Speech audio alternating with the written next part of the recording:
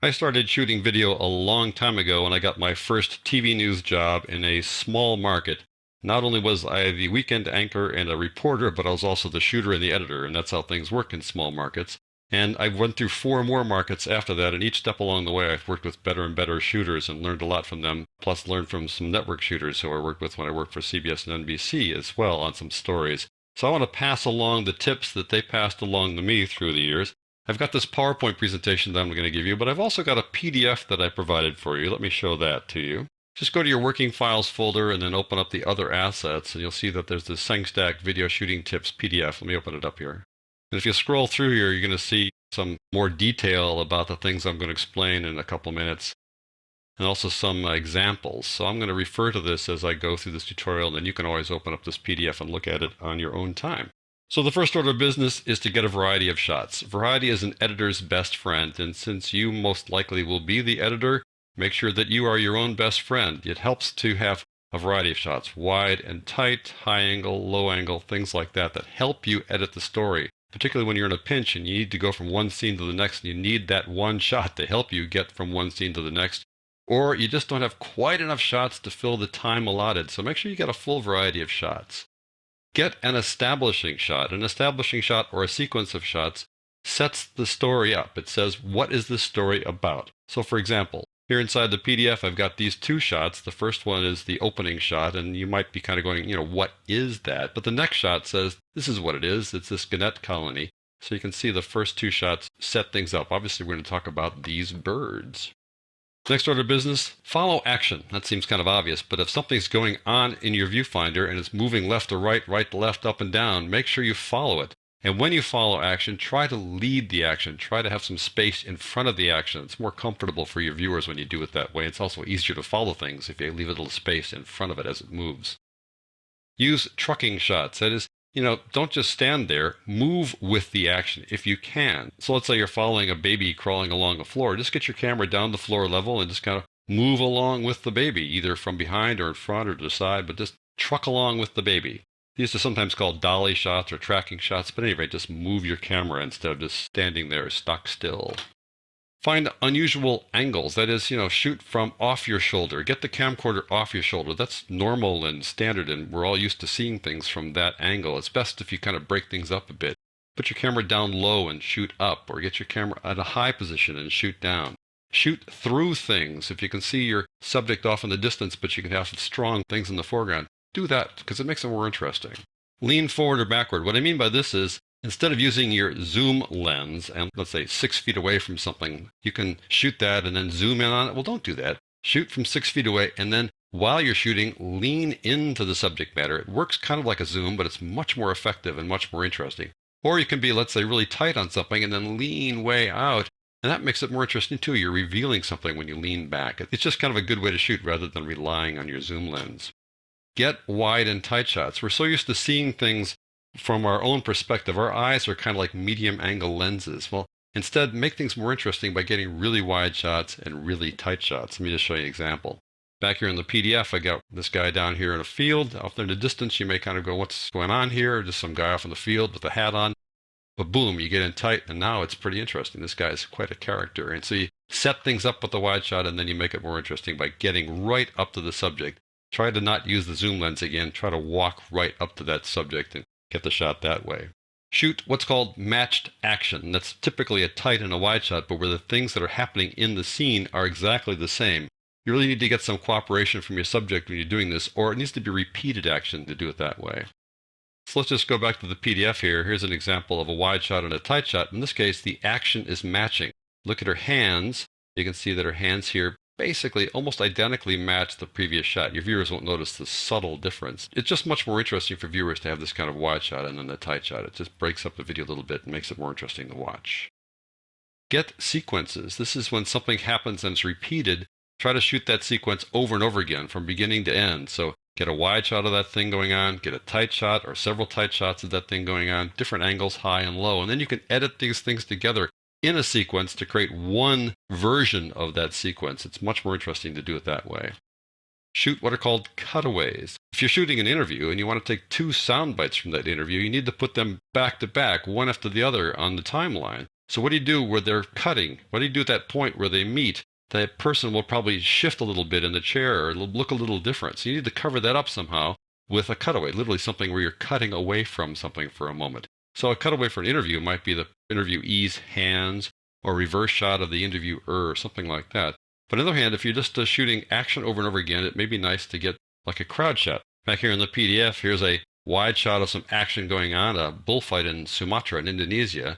Now, if I wanted to go from this action of the bullfight to something slightly different, it would look really awkward just to go from that clip to the next clip. So I need some way to get from one scene to the next. So I get a crowd shot here to act as a cutaway when I go from this version of this scene to a slightly different version of that scene. That's a cutaway. I'm cutting away from this action, going to this, and going back to the action. Adhere to the so-called rule of thirds. Let me show you what that's all about. The rule of thirds is a standard compositional approach to getting any kind of a shot, still or video. And people call it the rule of thirds, but I think it's more like the rule of 4 intersecting lines or the rule of ninths. But in any event, it's called the rule of thirds. And basically, you've got 2 parallel lines here horizontally and vertically. The driving principle behind the rule of thirds is that the center of interest of your image should not be in the center of your image. Does that make sense? The most important thing should not be in the center. It should be someplace else. You don't want to put it where that X is. I mean, you've seen all those portraits where the head is smack dab in the middle of the image. Well, you don't want to put the head there. You want to put it someplace else besides where that X is. And the basic concept of the rule of thirds is that you want to put the center of interest at the intersection of one of these 4 lines, basically. It doesn't have to be there. It's really not a rule. It's more like a guideline. But this is how the rule of thirds works. You want to think of your viewfinder as being divided up into these 9 rectangles, and then put your center of interest somewhere around the intersection. You also want to put your horizon line along one of these 2 horizontal parallel lines. You don't want the horizon line to go down the middle because that's just plain boring. So you put the horizon line here along this top line like that, or along the bottom line like that, or along the bottom line here. And again, you can see the center of interest. The sun's over here near the intersection here. This mountain is by the intersection, and this mountain is over here by this intersection. It's much more interesting to take things out of the center. Keep your shots steady. It's really important to bring along a tripod if you have one. I always carry a tripod with me. They're kind of clumsy and cumbersome, but it's important to have them. You want your viewers to think that they're watching something happening on the TV screen in front of them or the computer monitor. You don't want to remind them that they're watching a video. They know they're watching a video, but you want to have them suspend their disbelief for a while and just have them think, oh, look, this is happening right in front of me. So if you shake your camera around a little bit, boom, you've broken that illusion. So try to keep your shots steady. If you don't have a tripod, try to find some other way to keep your shot steady. Lean against the wall. Put your elbows on a table. Put your camera on something solid like the ground, for example. Avoid fast pans and zooms. Again, that reminds viewers that they're watching a video. I mean, this is important inside an action movie. I mean, you want to have some fast pans and zooms when you talk about action, but otherwise, try to keep things a little bit slowed down, a little slower pace. Don't break the plane, and this is a kind of a confusing concept. Let me just show you a graphic about that. The plane is an imaginary plane that runs through your scene. Let's say you're watching a basketball game, and the plane would be the line that goes straight down the middle of the court from one basket to the other. If you have a camera on one side of the court and the action is going from right to left, if you suddenly put a camera on the other side of the court, the action would go left to right. It'd be very confusing. So you don't want to put a camera on the other side of the plane, essentially. It's a little more subtle when you talk about an interview. If you're interviewing somebody and that person's looking, toward the interviewer here, for example, here's the camera that's shooting the interview. If you shoot cutaways over there, your viewers might kind of go, am I supposed to see a camera in this shot? They're kind of confused. So you keep your cameras on the same side of the plane when you're shooting the cutaway. So this is where you shoot the interview. This is where you shoot the reverse cutaway of the interviewer, and you don't put your camera on the other side of the plane. Grab good sound bites. When you're recording interviews, make sure you get some good sound bites that you can use later. But even if you're not recording interviews, you're just doing something and people are working or playing games or whatever you're doing, whatever the situation is, listen, because you want to hear good sound bites. Just 2 or 3 seconds worth of a sound bite can help break up your story and make it more interesting. So always be listening for good sound bites. And also get plenty of natural sound. You want to be able to take your natural sound and insert it in places to help break up your story. And you don't have to use the shot you got at that moment when you got the natural sound. You can always use the natural sound from one video clip and place it on another video clip elsewhere to help make it a little more interesting and kind of break up your story a bit. Use lights if you've got them. If some people don't have light kits, as they're called. Here's a typical example of a light kit, and not many people walk around one of these guys in their back pocket, and they are kind of expensive, but it's always good to have lights like this. And if you really want to do something well, You can rent a light kit, presumably. So do check out who can rent you a light kit. So even if you don't have a light kit, try to use lights wherever you shoot video to enhance the way your videos look, to give more sparkle, more depth.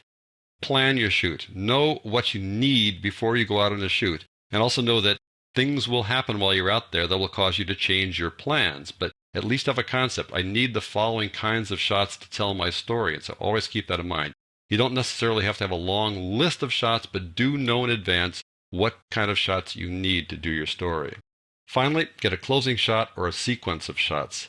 This is the shot that's most important. This is what your viewers will remember about your story, and you want to get something that will be memorable, something that they will hang on to for a while.